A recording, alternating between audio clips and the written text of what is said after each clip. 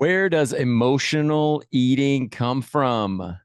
We're diving in to that topic today, as well as how to sort it out.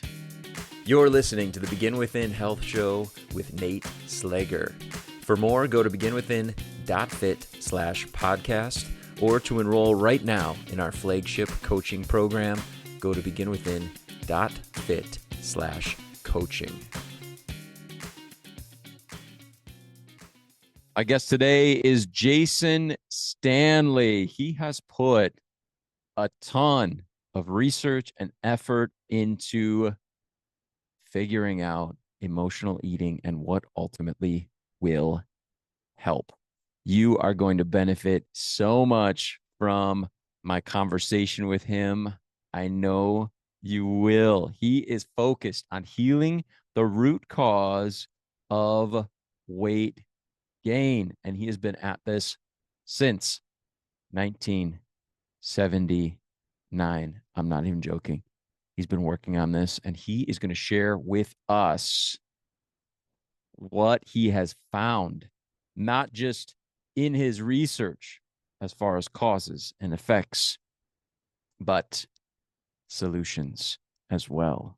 So you're going to leave with some real support if emotional eating is something that has affected you. And I think that, if I'm being honest, I think we all have been affected by it to some extent. Food and emotions are connected, they always have been. And I know for myself, I've talked about it here on the show before. I think back to when I was a kid, very young. My mom and my brother and my sister, we used to do grocery shopping all together after school on Fridays. My dad would work later on Fridays, and we would come home and we would just have fun stuff. It was always like a fun dinner. We would eat kind of like snack type things, junky food, right? We called it junk food. Um, the new breakfast cereal that we grabbed off the grocery shelf. That's the kind of thing that we would have for dinner that night. And man, for forever, Friday nights still feels like that's what I want to do. So I absolutely related to this as Jason and I were talking about the connection here about emotional eating and things that we learn in childhood. Although he is going to talk about some even more powerful emotions than just the Friday fun that I just talked about. So here's a few things that I want you to listen for that you're going to benefit from so much from this episode. First of all, what helps with weight loss? It is going to blow your mind. We're going to compare what he has found out with the traditional approaches, diet, exercise, lifestyle changes, those kinds of things, between weight loss and obesity. He's going to share that, and you're going to be impressed. I know that I was. I was surprised. Secondly, listen for where emotional eating patterns come from. We will discuss that. I already gave you a little bit of a spoiler. We're going to talk about how childhood experiences are connected to those, but he's going to explain the psychology behind it. And I want you to listen closely for that. And then finally, how should we frame eating patterns? How should we frame emotional eating? You will leave with a different mindset about that, especially if you have been struggling to overcome or to deal with, in a positive way, emotional eating and the results, the effects of it. How should we feel about it? How should we frame it up? You will benefit from it. I promise. Here's my interview with Jason Stanley. I had to do a paper, but I was not good at library research. I wasn't strong at it. And this is way, way before the internet, of course. So I was stressing. I said, well, what can I do? What can I do? What can I do? And it dawned on me that I could do an anthropology. I was in an anthropology major, anthropology research in America. So I went and talked to my professor said, oh, yeah, you can do that. It's about the way you do the research, not where you do the research. Great. And I'd been Okay. reading about obesity in our medical anthropology, and that was my specialty. And so I went out and I advertised. I got 54 obese women to work with me. And we did depth life histories. Went out and talked to the women. I actually talked to them and listened to their life story. Now that sounds like I'm gilding the lily. I'm not. It's really important that you actually talk to real live people. Right off the top, let me tell you what I learned was not there, and this is for your audience because they'll recognize it. It was not diet, which is the thing I was looking for.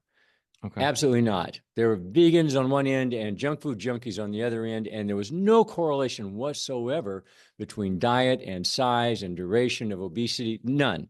Okay, throw that away. There was nothing to do with lifestyle. I had graduate students that were up all night, on caffeine, and I had secretaries that were in their chairs all day. And again, no correlation. No correlation with exercise outside of lifestyle. Again, the same secretaries who didn't do anything, but I had long distance runners in the thing, and young women who were in the gymnastics or they worked out on a regular basis. Okay. Okay. So diet, I'm lifestyle. interested, by the way. You got me. Okay, good, Yeah. good. So these things that we're always looking at didn't matter. Okay. They didn't matter. Okay. But fortunately, one of the early people that I interviewed told me about her horrible, absolutely horrible childhood. And that got me in another direction, which was what happened in childhood. Hmm. And in her case, horrible, horrible, horrible, highly stressful situation. But she always, and it was with the father, and apparently he was very mean and cruel, what have you, beat the mom, etc. And she and her mother, when they were together, it was always nurturing and loving while eating. That was Okay. the one, that's the consistent thing, not the high stress, but the nurturing while eating. And in Hmm. every person I've talked to globally, now I've done deep research in Vietnam, in Cambodia, in Thailand, and in the Philippines. Uh, Outside of the American population, I've done the same thing with American blacks, American Mexicans, and American whites. Those who were born back when I was or earlier, and I'm a boomer, but also those who were born after 1980, which is where the population has exploded of obesity. 200 years of 10%-ish a number of obese people. Now it's 40%, 43%, according to the CDC. So, but that one variable is always there. So it's this. Now, what's that tell us? Well, that tells us that it's something in the brain. Now, Hmm. for your listeners, this research happened in 1979, 1980 that I'm talking about. Because I'm old now, but because back then we believed, we meaning the whole science world, believed that the brain was a brick once you got through adolescence.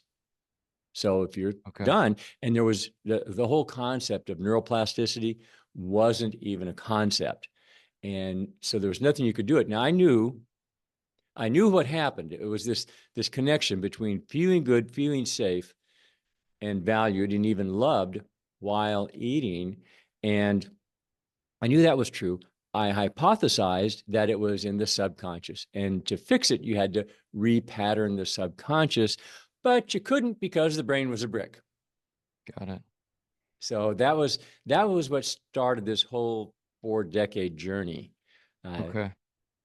and by the Wow. way, at the time, now I was in my early 30s, 30, 31, in there when I was first doing this research, and I was not overweight.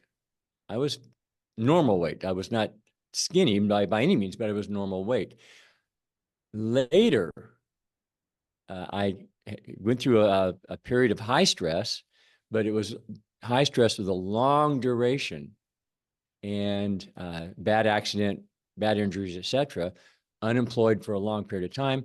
And I've come to call that grinding stress, divorce, those kinds of things, sick parent.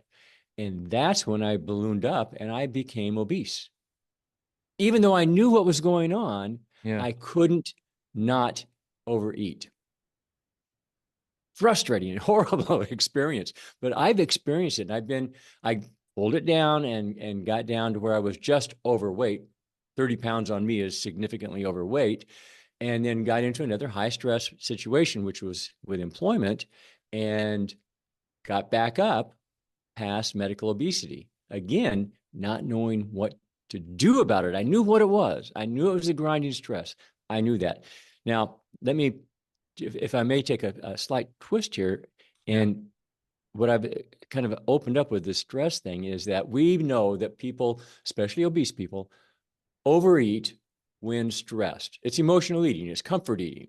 That's Mm-hmm. standard. I mean, you can talk to 1,000 people and 999 will tell you, oh, yeah, I'm an emotional eater. And the other one's delusional. I don't mean to be ugly, but no, really. You have memory problems, So maybe. Yeah. yeah, it's just stress eating. Okay, what can you do even without going through the therapy? And spoiler alert, there is a therapy. We'll get into that in a moment. There is a thing, and we can cure it. We can cure that subconscious, what I used to call subconscious. We now know exactly where it resides in the brain. That can be cured. It can be healed, and I've done it. I've wrapping up a 3-year clinical program right now where we've actually proven it and it's working. Hmm. But the first step is do whatever you can do in your regular life. And I don't mean go off and learn how to meditate, but just pull the stressors down. And there's a number of things, and I won't go into those. Spend an hour online and look at how you can fix your life so you're not as stressed, and that won't drive you to overeat. Now, we haven't fixed the problem, because you have to ask, why do I eat when I'm stressed? And Mm-hmm. why do some people can't eat when they're stressed? Right. There are people who do this. So you have to ask that question, why? And that's where my work comes in. But Okay. yeah. Wow. Wow. Okay. Um, so step one, so far we have just analyzing our Mhm. life sources of stress and trying to eliminate whatever we can. Um, Yes, and or set yourself up so you can deal with the stress better.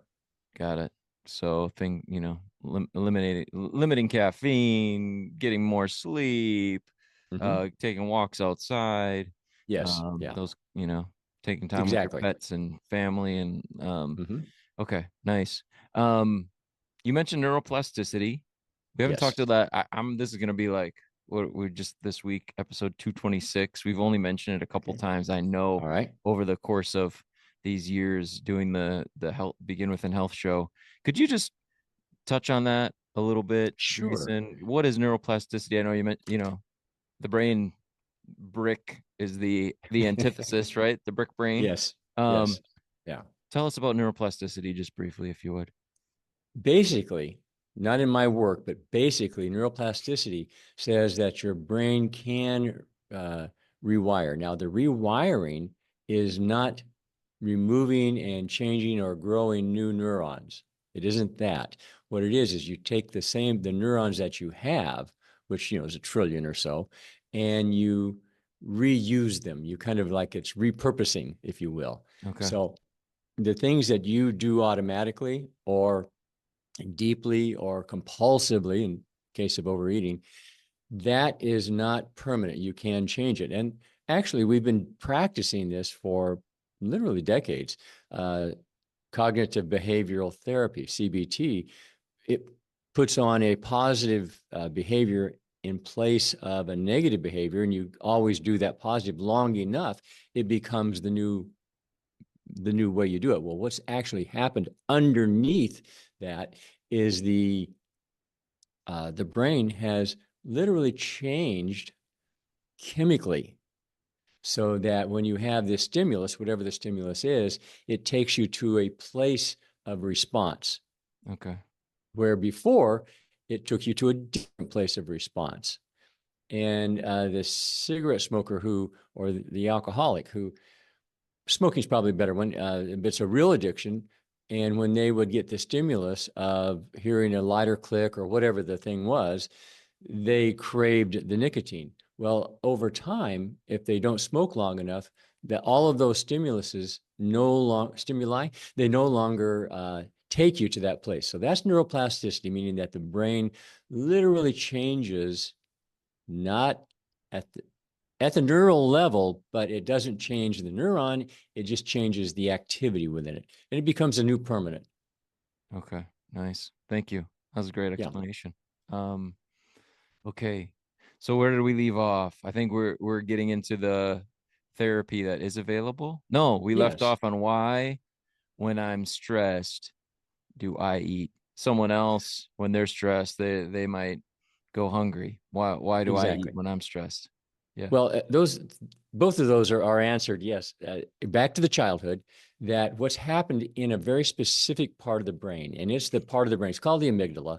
Don't worry about that name, Mm, but it's called the amygdala, and that is your threat center. And what that does is its job is to keep you alive. It's the guard out at the front gate of your life.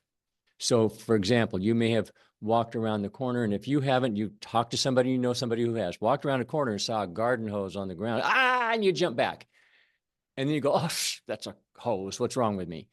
But your heart's beating, your heart's racing, and your blood pressure's up.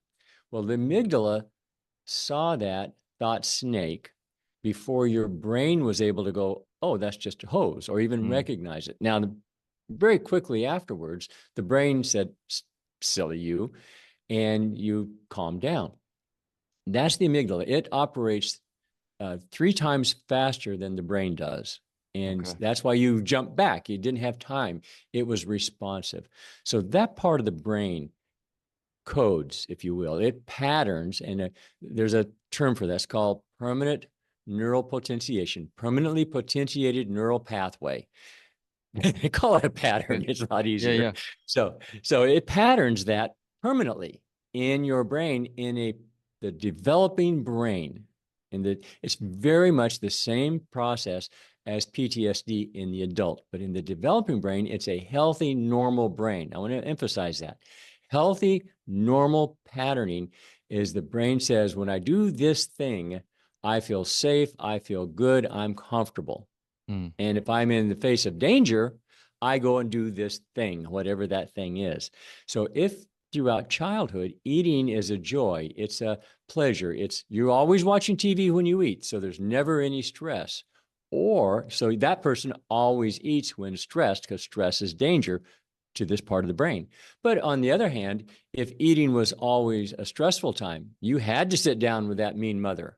You had to sit down with that stressful period, and eating was always, difficult for you.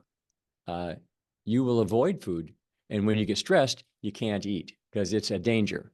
So you okay. have to avoid it. So that's in that part of the brain that does that, and that's permanently wired. Now, again, the neural pathways don't change. We can change that, and you have to do one of two therapies. One is called EMDR, which is eye movement, Hmm.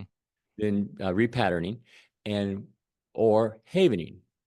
Okay. Havening can use eye movement, but it also uses tactile. And for your viewers, I'm rubbing the top of my forehead or the Okay. tops of my cheeks above the cheekbones, down the sides of my arms, from the shoulder down to the elbow, or the palms of my hands. And that's called gametic skin. Don't worry about it. It's just, but the skin there has different nerve endings in it.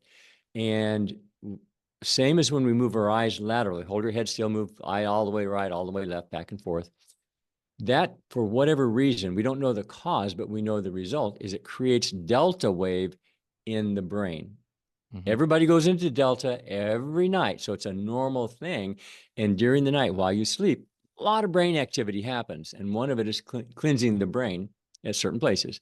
Well, when this delta wave goes on in the brain and you activate whatever the pathway is. So in this case, you say, oh, okay, but I'm in the therapy. I will have the person remember when grandma met you your Christmas time and you had all, yeah. So they'll tell me the story, and it's happiness and joy and goodness and comfort while they're stimulating the special skin areas.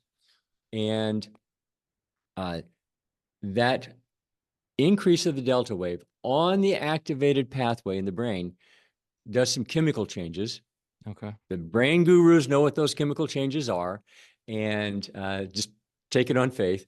That, and by the way, there are videos online that you can go and it shows this, actually shows these processes, and that repatterns it. It actually it changes the chemistry of that pathway, and it's like going in with a jackhammer and tearing out the bridges.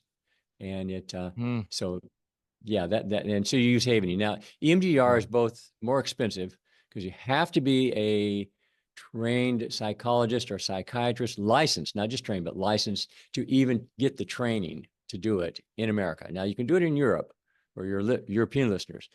Uh, Havening is a lot more user friendly. And to get that certification, you don't have to have the doctorate in psychiatry. Wow. Wow. No, it makes it's making a lot of sense for me because like I've read a lot about sleep and um the book Why We Sleep, Matthew Walker kind of changed my Yes. perspective on the fact that our brain is healing and what's happening during rapid eye movement phases of sleep is way more than we ever thought Shocking. before. Yeah. Yeah. Yeah. And I'm sure since that book was written and since I started learning, there's been so much Yeah. more discovered. But so essentially what we're doing, tell you can correct me if I'm wrong. Mhm. What I'm kind of hearing is that we're creating a kind of that chemical um healing that would take place maybe during sleep. We're trying to create a similar environment for ourselves through these Yes. processes. Yes, but on an exaggerated level. You see, Okay. let's Focus say, maybe. Yeah. pardon, We're focusing on that pathway that we want to work on. specifically, yes, Yeah. yes. We're Okay. focusing on it and exaggerating it. Yes, Okay. exactly. That's it exactly. When you sleep, you go into delta and the brain does its cleanup. Now, it does all kinds of things. For example, just to kind of for your listeners, something that's really cool, your brain physically shrinks while you sleep. And so it sucks up the spinal fluid and washes it. It runs it through a filter. So you clean up your spinal fluid of the detritus that's in there every night. So that's how amazing the brain is. Well, that delta wave, you drop down in there, it will take care of it and it will make decisions. The brain makes the decision. Is this stress point that I had today? I got into an argument. My dog ran out in the street, whatever, stress points. Is that important enough to hold on to and to pattern permanently Mm. or not? And so it will release the emotions around memories. That's in the normal day-to-day processing of the adult brain. It will not unwind, say, a PTSD level experience. It can't do Mm. that. You have to go on with therapy to do that. Okay. Well, that PTSD level of chemistry and connection is the level or approaching the level of the childhood patterning. Okay. So So we yeah, need it's just, something more. Yeah. you need something more. Yes, you nail it exactly. It is exactly the same process. It's just very specific and exaggerated. Okay. Well, And put that in perspective. sure. You right now, you and I are talking. We're at a certain brainwave, probably beta, and you go into delta, but you always have a little bit of delta happening. That's just the background of the brain. When I rub my forehead just with the tips of my fingers, Hmm. I increase the delta wave in my brain 90 times, not 90%, but 90 times. Okay. So uh, that brings down that you can see how big that is. And when you sleep, it's nowhere near that. It's like 5 times or something. Okay. I Okay. don't remember exactly. So I'm guessing I'll say 5, but it could be 10. Anyway, it's nothing close to that and it's not specialized. So that just gives you a insight into how powerfully exaggerated this is. Okay. Well, this is so much more than I expected. You brought so much value here. I yeah, I read a little bit about havening before we jumped on, but this is awesome. I geeked Um out on the science. I love it. It's like, oh, no, I cool. love it too. I absolutely I love learning about the brain. It's not my area of expertise at all, but it's just a fascinating area of I like to read, books about the brain and so this is great. I'm curious about for a listener, are there some ways that we can, and I'm a little afraid to ask, are there ways that we can access some of the benefits of havening and the things that you described, just principally in Mhm. kind of everyday life or just with on our own? Sure. Yes, there really are. Um, I'm not trying to give away this trade secrets. This is just regular stuff. As I said, use your hands. Now I'm holding up my hands for your Yeah. listeners who can't see. Okay, so I'm holding them palm forward. So, but if you look at your own hand, the skin on the palm is very different than the skin on the back. So just using that as, okay, well, maybe this makes sense. So when you rub that skin together, that reduces their stress by what it does is actually literally it increases the delta wave. And so, like right now, we're recording. You can't see my hands if I put my hands down in my lap. Well, if I'm in a stressful situation, any stressful situation, anytime during the day, I don't have to look like a fool and be rubbing my forehead. I can just simply put my hands down in my lap and rub my hands. That doesn't look weird. In fact, if you think of what people do when they're highly stressed, they'll wring their hands. So we automatically, intuitively kind of do that. So, but if you just rub the palms of your hand, it doesn't matter what your style is. Just get Sure. that skin stimulated, right? That will start reducing your your emotional stress. It will bring your stress load down in a stressful environment. We do this all the time. Somebody's, woe is me. They're in the depths of despair and they rub their face. They bury their face in their hands and rub their face. Hmm. They're creating delta. Grab a kid who's just all wound up and hyper. And what do? Well, you rub them up and down on their arms. And so we intuitively do these things. So what you can do is now go, oh, wait a minute. I don't have to wait for intuition. And maybe it happens, maybe it doesn't. With knowledge, just start rubbing your hands together.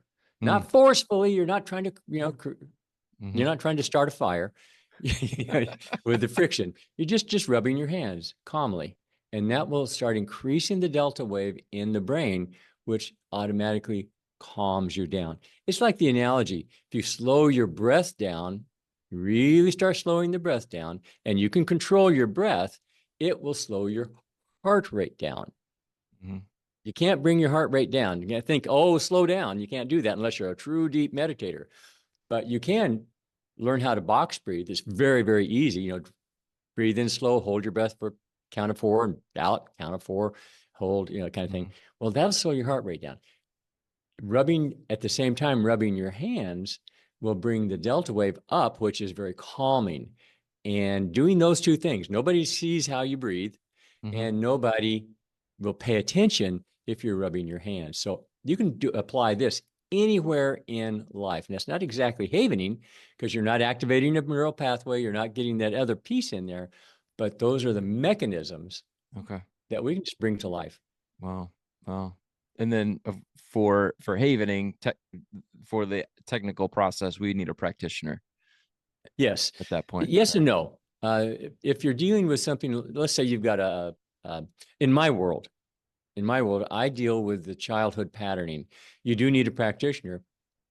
Could you self-haven and say, okay, I kind of get it, or go on my website and get the free ebook and read through it and go, yeah, okay, I get it enough.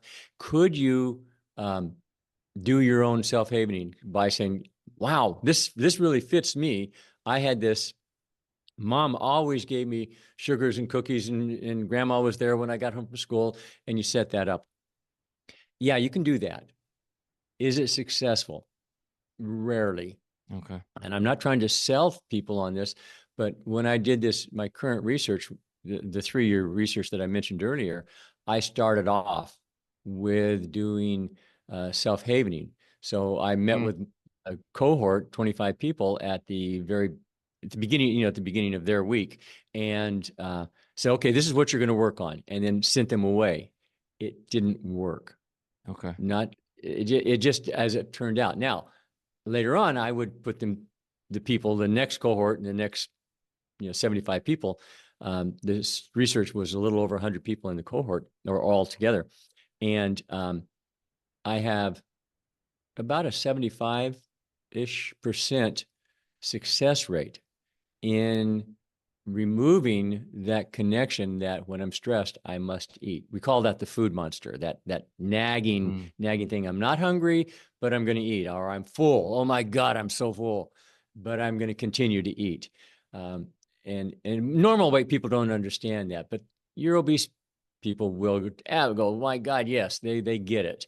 And so okay. therapy really works with them, and it's not a one-time deal. It takes anywhere from 12 to 25 sessions. Okay. It's But we're talking about the way the brain was designed. Hmm. Doesn't matter if you're an evolutionist or creation, the way the brain was designed for the survival of our species, and it's the very healthy, powerful brain. So we're having to repattern childhood stuff that was done back then. Hmm. Real deep stuff. So um, Nice. Yeah, yeah, that was my next question. How many times? I'm curious, but you answered it. So yeah. beautiful. You mentioned your website. Mhm. Kind of as we wrap up, what is the best way for people to kind of take the next step in exploring this and connecting with you? Well, there's two ways, three actually. This is early on in my transition phase, going from research to application, and uh, I have a YouTube that's brand new. It's like got like 4 or 5 videos on it, and that is Food Monster Freedom. Okay. And if your obese people will recognize the food monster. Oh, that's my food monster making me eat. Good. And by the way, just real quick, it's not your fault that you have a food monster, and it's not your fault that you're obese. Just put that out there. And I know the thin people go, yeah, it is too. No, it's not their fault. They've been driven, and it's a compulsion, and that's stronger than an addiction. Off the soapbox No, no, pedestal. I Yeah, think that's such an important lesson, an important message of, your brain, it did the best it did what it was supposed to do. exactly. What it's I don't supposed say to do it is did the best it could, but it did what it no. was supposed to do, It did what it was Exactly. supposed to It do. functioned perfectly. Yeah. It's like your heart's supposed to pump blood. Good. It's doing it. So yeah, Yes. your brain's operating perfectly. Okay, so Food Monster Freedom is the YouTube site, and it's foodmonsterfreedom.com is the Okay. website.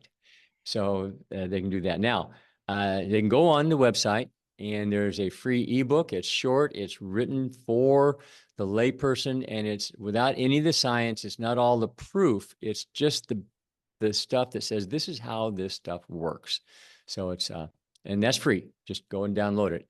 If you find yourself interested in the process, then you can send me, just contact me via the website, and it's Jason at Food Monster Freedom. It's a pretty easy thing.